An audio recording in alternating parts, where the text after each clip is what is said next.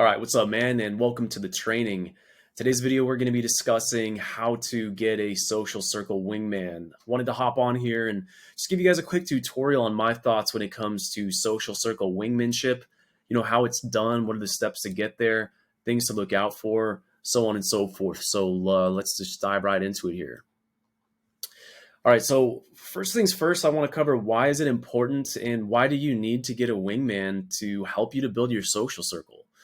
So the first point that I wanted to make is that basically you can move at double speed if you're both on the same page putting in equal effort. So that's a really important thing we're going to talk about later on is finding somebody that's at the same level as you and has the same type of ambition and same type of drive to actually go ahead and do the same things together, essentially cloning yourself and moving at double speed.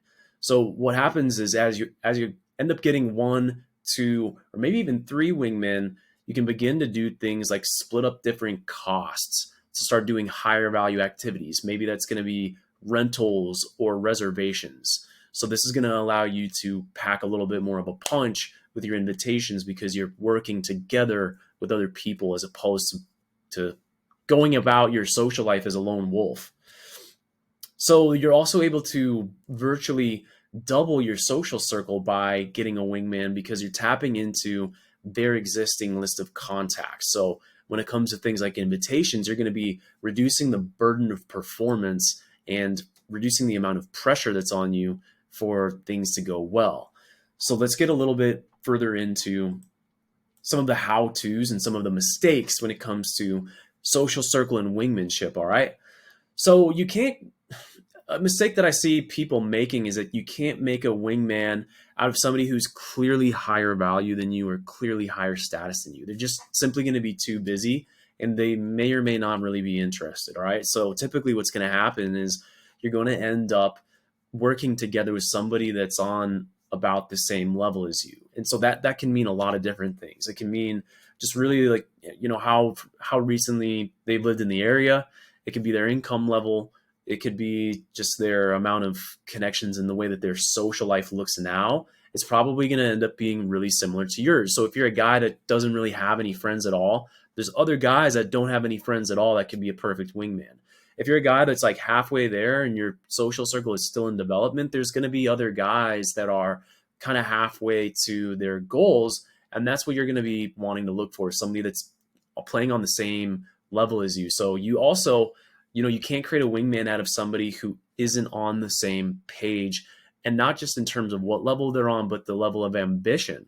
So there might be people out there that are on a similar level, but they're just there accidentally. They're not thinking about this kind of stuff. So if they don't have the desire to elevate their lifestyle, create better friends, get a better network, improve the quality of their connections and the things that they have access to, then they're not going to be a good fit. So let's actually jump in and get into some of the actual nuanced steps to getting a wingman and how you should go about that.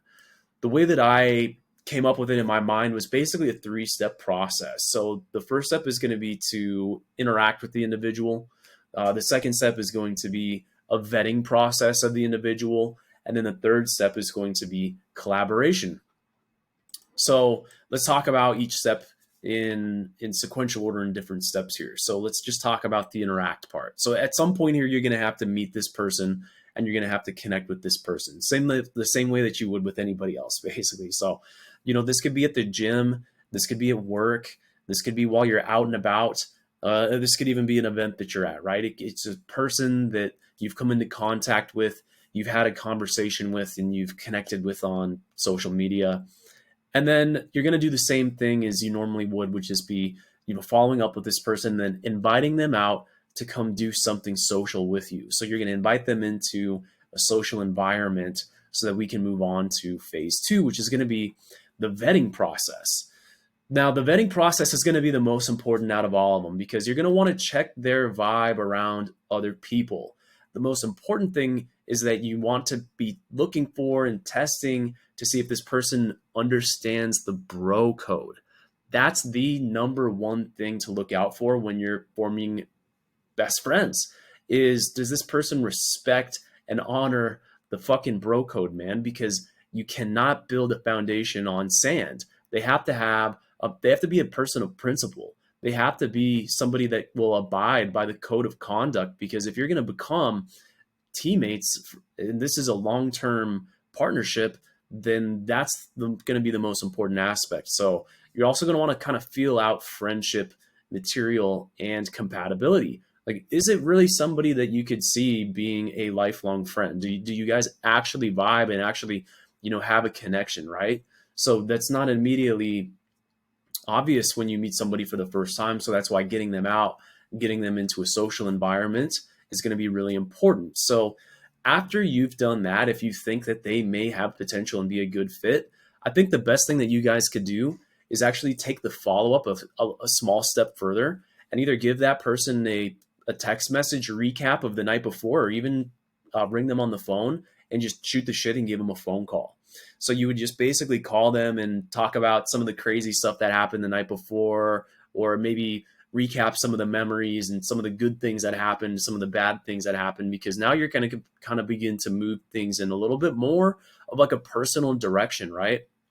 So then once that's established, what I would do is I would invite them to lunch or to a dinner to discuss what we're going to talk about next. So I would actually recommend in this specific situation, inviting them to do something just the two of you, where you can bond a little bit and really begin to plant the seed for the future. So the final phase of this is going to actually be the collaboration phase. All right. So while you're talking with them, there's going to be an educational piece to this. I think that that's actually really, really important, because as we talked about before, they need to be on the same page. And so this is how you would test for that.